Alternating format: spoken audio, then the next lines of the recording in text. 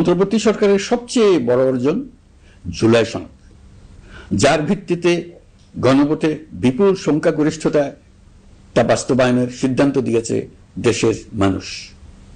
জুলাই সনদের বাস্তবায়ন হলে ফেসিবাদ ফিরে আসার পথগুলো চিরতরে বন্ধ হয়ে যাবে। আশা করব এটা নির্ধারিত সময়ের সীমার মধ্যেই বাস্তবায়ন হবে। অন্তর্বর্তী সরকারের ছোট বড় ভালো মন্দ অনেক কথা ভুলে গেলেও জুলাই সনদের কথা জাতি কখনো ভুলবে না। এই সনদ রচনা এবং গণভোটে পাশ করানোর জন্য আমি সকল রাজনৈতিক দল, সামাজিক সংগঠন, অধিকার রক্ষা প্রতিষ্ঠান যারা অক্লান্ত পরিশ্রম করেছে তাদের সবাইকে আজ অভিনন্দন জানাচ্ছি। এই নির্বাচনে প্রথমবারের মতো প্রবাসীদের ভোট দেওয়ার সুযোগ সৃষ্টি করা হয়েছে।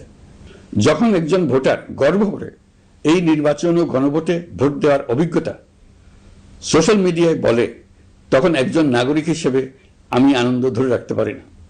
আমি আশা করি এই প্রক্রিয়ায় ভবিষ্যতে আরো অনেক বেশি প্রবাসীরা নিশ্চিন্তে অংশগ্রহণ করতে পারবে। বিচার একটা চলমান প্রক্রিয়া। একাধিক ট্রাইব্যুনাল বর্তমানে সক্রিয়ভাবে কাজ করছে। ইতিমধ্যে একাধিক মামলার রায় ঘোষণা হয়েছে। আন্তর্জাতিক অপরাধ ট্রাইব্যুনালে ফেসিবাদের সময় দেশে যে গুমের সংস্কৃতি গড়ে উঠেছিল সেই ভয়াবহ মানবাধিকার লঙ্ঘনের বিচারও শুরু হয়েছে। বেশ কিছু মামলার বিচারিক কার্যক্রম এখন শেষের পথে।